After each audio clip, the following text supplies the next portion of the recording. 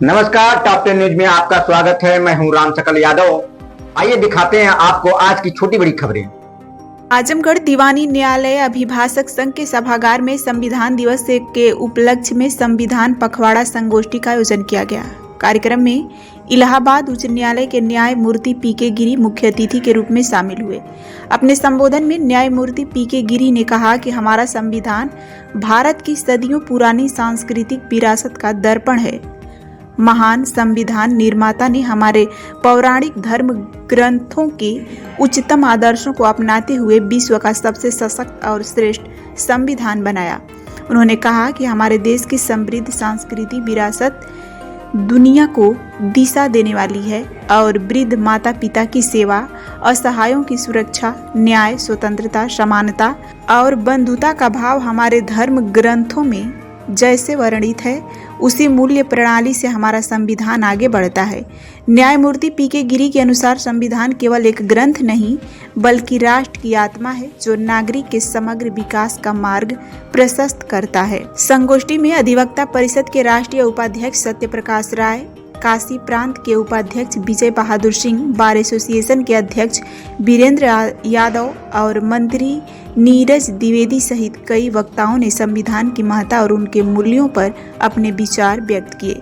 कार्यक्रम में अधिवक्ता परिषद के जिला अध्यक्ष विनोद कुमार सिंह, उपाध्यक्ष दिवाकर सिंह, महामंत्री पीयूष कुमार राय, पंकज सिंह, रूपा गुप्ता, डीजीसी प्रियदर्शी पीयूष त्रिपाठी सहित अनेक अधिवक्ता उपस्थित रहे।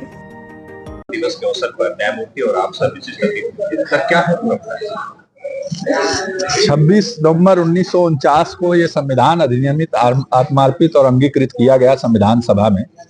तो उस दिवस को हम लोग अधिवक्ता परिषद ने संविधान दिवस के रूप में मनाना शुरू किया और अब तो हर जगह सरकार भी संविधान दिवस के रूप में इस दिन को मना रही है। और कहीं ना कहीं संविधान के बारे में लोगों में पुनर्जागरण करना, जागृति ले आना, संविधान के कर्तव्यों के बारे में, संविधान में मिले अधिकारों के बारे में, इन सारी चीजों के बारे में लोगों को अवेयर करना, आम जनता तक, जिसको आखिरी जन कहते हैं समाज का, वहां तक संविधान को ले जाने के क्रम में एक कार्यक्रम है और अधिवक्ता परिषद ऐसा कार्यक्रम पूरे देश में कर रहा है। उसी के निमित्त ये कड़ी में ये कार्यक्रम था। सर, आम जनमानस को क्या संदेश देना चाहेंगे इस संविधान दिवस? आम जनमानस को एक बड़ा संदेश इस संविधान दिवस के माध्यम से ये है कि संविधान के बारे में तमाम भ्रांतियां हैं जो तमाम लोग समय समय पे समाज में फैलाते हैं और समाज को गलत तरीके से इंटरप्रिटेट करते हैं, जिससे तमाम भारत में विखंडनकारी तत्व या भारत के राष्ट्र को क्षति पहुंचाने वाले लोग उससे पुष्पित और पल्लवित होते हैं। तो इस संविधान को समझें और उसके अकॉर्डिंग एक्ट करें। तो ये संविधान अपने आप में इतना ऊर्जा से परिपूर्ण है कि ये भारत को और इस पूरे समाज को, इस देश को एक नई ऊंचाई पे ले जाएगा और भारत विकसित भारत बनेगा। मैं सत्यप्रकाश राय हूँ, अधिवक्ता हूँ उच्च न्यायालय इलाहाबाद में और अखिल भारतीय अधिवक्ता परिषद का राष्ट्रीय उपाध्यक्ष। 26 नवंबर 1949 को ये संविधान अधिनियमित, आत्मार्पित और अंगीकृत किया गया संविधान सभा में। तो उस दिवस को हम लोग अधिवक्ता परिषद ने संविधान दिवस के रूप में मनाना शुरू किया और अब तो हर जगह सरकार भी संविधान दिवस के रूप में इस दिन को मना रही है।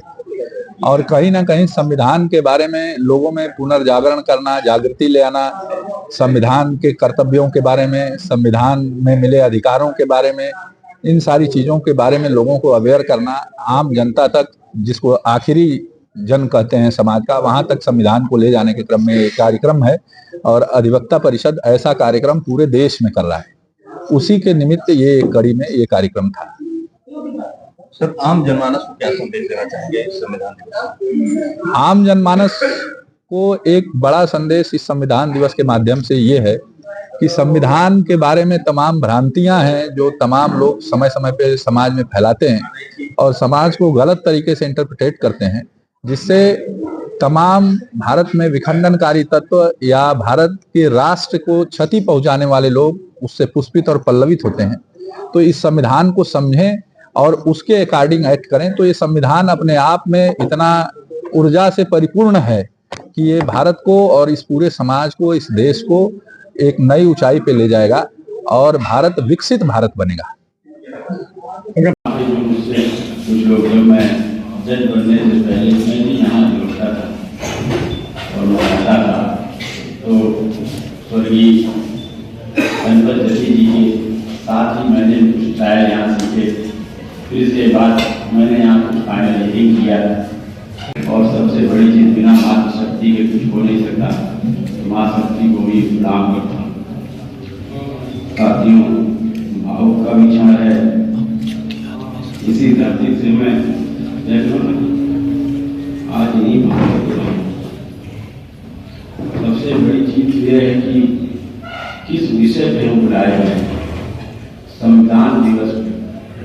कई चीजें हमको सोचना चाहिए। संविधान दिवस क्यों कहते हैं, क्यों उस दिन को याद करते हैं, याद इस वजह से करते हैं, उससे पहले गुलाम कहे जाते थे। गुलाम क्यों कहे जाते थे? कोई विधि का शासन नहीं था कि विधि का शासन हो। उस समय भी राम राज्य में भी यही सोचा जाता था। इंसान के साथ तो छोड़िए, जानवर की संज्ञा दी जाती कि जानवर के उदाहरण दिए जाते कि बाघ और बकरी भी एक साथ जीते थे। तो आप सोचिए कि राम राज्य की पर आज भी हम अपने संविधान के माध्यम से देखते हैं कि आज भी हम भी परिकल्पना करते हैं कोई जीव जंतु या पेड़ पौधों के साथ भी इस तरह के अत्याचार ना करें। उसके लिए भी हमने कानून बनाया।